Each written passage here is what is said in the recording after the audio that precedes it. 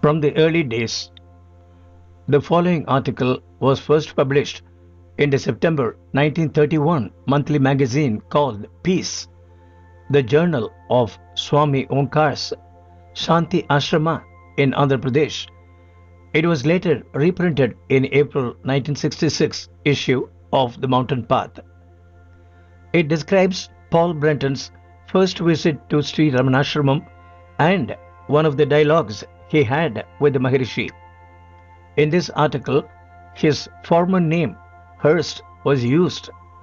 He later adopted Paul Brunton as his pen name, which he ultimately made his permanent name. It is interesting to note what an event a visit from a foreign journalist to the ashrama was in those far off days, something to be written about in the newspapers. It was 4:30 in the afternoon, and the disciples were sitting before the Maharishi in the hall and were talking about a notification that had appeared in the dailies newspapers to the effect that a Mr. Hearst and a Buddhist bhikshu were intending to visit the ashrama. The clock struck 5, and there entered the hall a man in European costume bearing a plate of sweets and followed by a Buddhist monk. The visitors offered the sweets to the Maharishi, and then, after making obeisance in the Eastern way, they both squatted on the floor before him. These were the visitors of whom the disciples had been talking. The man in English clothes was R.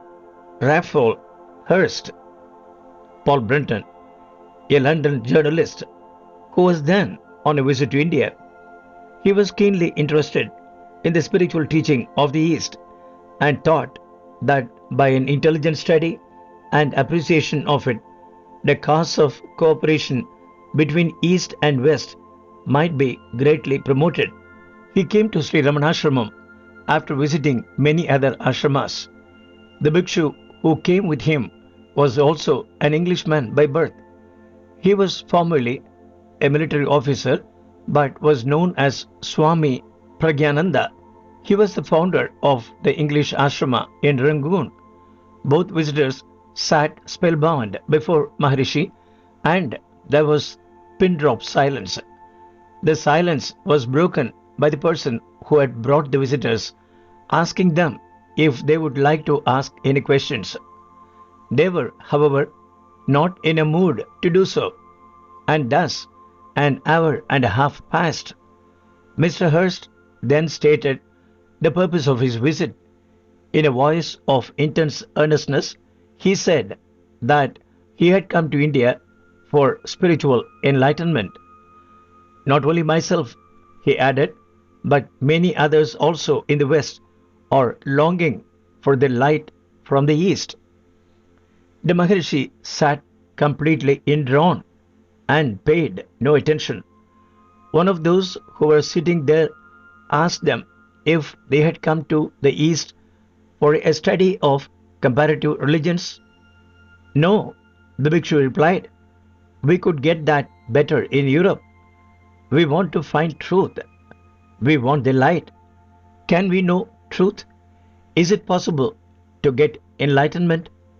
The Maharishi still remained silent and indrawn, and as the visitors wanted to take a walk, the conversation ended and all dispersed. Early next morning, the visitors entered the hall and put some questions to the Maharishi with great earnestness. The conversation reproduced below is from rough notes taken while it was going on. Bhikshu, we have travelled far and wide in search of enlightenment. How can we get it?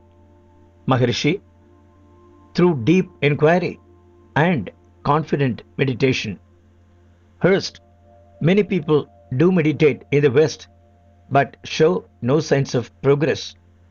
Maharishi, how do you know that they don't make progress? Spiritual progress is not easily discernible.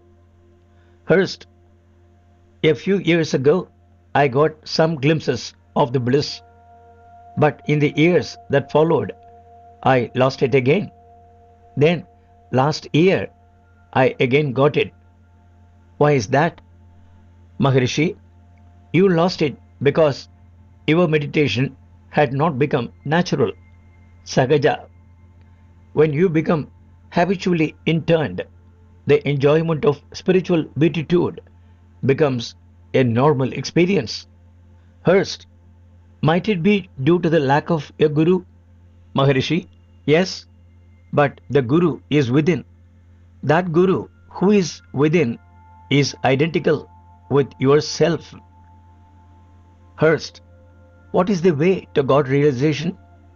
Maharishi, Vichara, asking yourself the who am I inquiry into the nature of yourself. Bhikshu, the world is in a state of degeneration. It is getting constantly worse, spiritually, morally, intellectually, and in every way.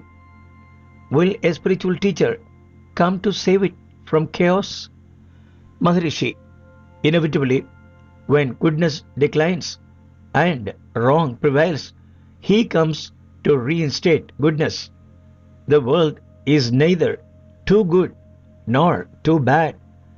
It is a mixture of the two. Unmixed happiness and unmixed sorrow are not found in the world. The world always needs God, and God always comes. Bhikshu, will he be born in the east or the west? The Maharishi laughed at the question, but did not answer it. Hurst, does the Maharishi know whether an avatar already exists in the physical body? Maharishi, he might. Hurst, what is the best way to attain Godhood? Maharishi, self-inquiry leads to self-realization. Hurst, is a guru necessary for spiritual progress? Maharishi, yes. Hurst, is it possible for the guru to help the disciple forward on the path? Maharishi, yes. Hurst, what are the conditions for discipleship? Maharishi, intense desire for self-realization, earnestness and purity of mind. Hurst, is it necessary to surrender one's life to the Guru? Maharishi, yes. One should surrender everything to the dispeller of darkness. One should surrender the ego that binds one to this world. Giving up body consciousness is the true surrender. Hurst, does a guru want to take control of the disciples' worldly affairs also? Maharishi, yes, everything. Hurst, can he give the disciple the spiritual spark that he needs? Maharishi, he can give him all that he needs. This can be seen from experience. Hurst, is it necessary to be in physical contact with the Guru? And if so, for how long? Maharishi, it depends on the maturity of the disciple. Gunpowder catches fire in an instant, while it takes time to ignite coal. Hurst, is it possible to develop along the path of the spirit while leading a life of work? Maharishi, there is no conflict between work and wisdom. On the contrary, selfless work paves the way to self-knowledge. Hurst, if a person is engaged in work, it will leave him little time for meditation. Maharishi, it is only spiritual novices who need to set aside a special time for meditation. A more advanced person always enjoys the beatitude, whether he is engaged in work or not. While his hands are in society, he can keep his head cool in solitude. Bhikshu, have you heard of Meher Baba? Maharishi, yes. Bhikshu, he says that he will become an avatar in a few years. Maharishi, everyone is an avatar of God. The kingdom of heaven is within you. Jesus, Muhammad, Buddha, Krishna, All are in you. One who knows the truth sees everyone else as a manifestation of God. Bhikshu, will the Maharishi make a statement about Meher Baba? Maharishi, what statement? That the existence of an outer avatar is a question which seekers of truth need not consider. Bhikshu, will the world be rejuvenated? Maharishi, there is one who governs the world, and it is his business to look after it. He who has created the world knows how to guide it also. Bhikshu, does the world progress now?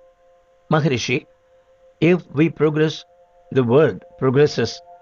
As you are, so is the world. Without understanding the self, what is the use of understanding the world?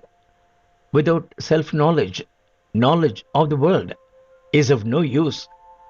Dive inward and find the treasure hidden there.